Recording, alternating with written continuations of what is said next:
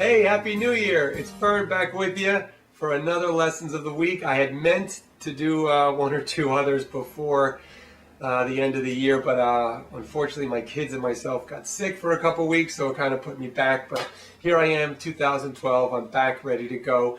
And I got a new toy for Christmas, as you may notice.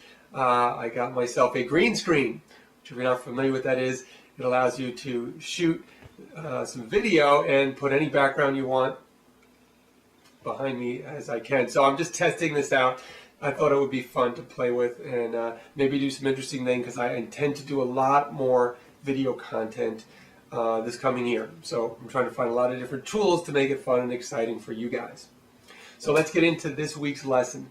I did a session last week with a client who has two dogs. One dog, their existing dog is this lab mix that they've had for, it's a couple years old, maybe like 4 or 5 year old dog. And they just added a new puppy, maybe like a 9-10 month old pit bull to their pack.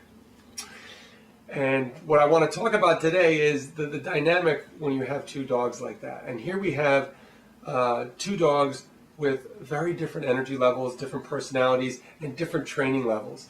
So their existing dog, they did a lot of great work with early, and it knows a lot of the basics, pretty well behaved. And it's a little more mature, so not as crazy off the wall as you can imagine a 1-year-old pit bull puppy would be. So that dynamic is a little tricky to work with because you have one dog who kind of knows everything and another dog who's just going crazy. And this crazy dog is causing the other dog maybe to regress a little bit and become a little reactive and have some behavioral issues that never came before. You know, when I often tell people who are interested in adding a new dog to their pack, what I usually recommend is try to get a dog at your existing dog's energy level or maybe just under that. To add a much higher energy level dog to your existing dog can be tricky sometimes, and it can also make the existing dog a little uncomfortable, and sometimes you will get the side effect of some behavioral issues as it adjusts to this ball of energy in its world.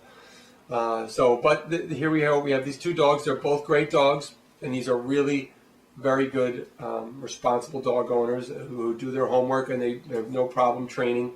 So although it may not be how I would have set it up, if they called me before they got the dog, they're going to make it work. I have no doubt in my mind. But there's some things we got to do to make it work. To deal with those two dogs at the same time is very difficult because you've got a punk pit bull puppy who's just a cannonball of energy, who's a handful on his own without now having another dog to worry about. Although this existing dog is good and pretty well trained, because of the other dog's energy, it's a little more trickier to work with. It's regressing a little bit. So ideally you want to try to work with your new dog individually, which is tough. You may not have time to walk two dogs in the course of your day, to do training with one dog and then bring the other dog in, So you want to try to take advantage of those opportunities when you can give the new puppy some one-on-one time to do some training, some basics, specifically just calming it down, just teaching it some impulse control.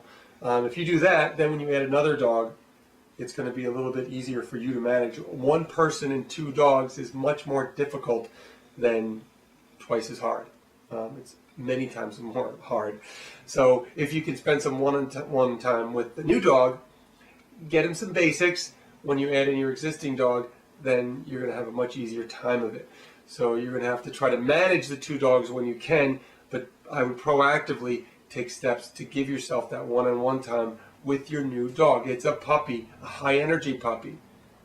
You've got to make sure that this guy gets a lot of exercise. May need more exercise. Definitely needs more exercise actually than the existing dog. That's tricky. You have two dogs. You usually do everything together. It's hard to do things individually one-on-one, but you want to try to give some one-on-one attention to this new dog. Specifically in the beginning, as it's a puppy, we want to create good habits, good behaviors. We'll make sure we're not inadvertently shaping bad behaviors. This will also help the existing dog, which is maybe going through an adjustment process with this new ball of energy skyrocketing through its life. Having some foundation there with the new dog will help the existing dog kind of feel a little more comfortable and accept this new pack mate. I mean, they're getting along fine, that's not a problem, but the existing dog is having some some behavioral reactivity that really wasn't there. And it's all due to this ball of energy that's just been injected into his life. So if we can really work, so they call me to work with the puppy a little bit, but they were having some problems with their existing dog with this reactivity towards people.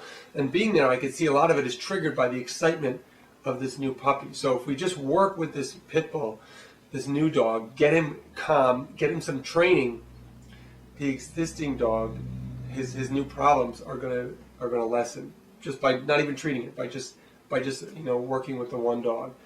And that's often the case. I often get called in for one particular dog, and I notice it's all triggered by the other dog. So if you have multiple dogs, don't be so quick to blame one dog for the problems just because it seems that they have the outward symptoms of it. A lot of times it's triggered by the other dog, the existing dog. We don't think about it. So if you have multiple dogs, specifically if you just brought a new dog into your pack, I want you to really try to spend some one-on-one time with that dog and get him some training, catch up to the other dog, so you can then work with both of them in a much more controlled setting. Because it's tough to work with two different dogs at different levels of obedience or training. Because one dog is doing good, the other dog you spend all your time with the other dog then is getting frustrated, maybe breaking, it sits down, stays. It's tough. You really have to try to play catch up a little bit with the new dog. All right, so I hope that kind of makes sense. I hope you like the green screen thing. I'm going to experiment with it more in the future, and I have a couple of special video programs in addition to this dog training lessons of the week that I'm going to be releasing over the next year. So I hope you enjoy it. All right, thanks so much. Happy New Year, and I will see you very soon.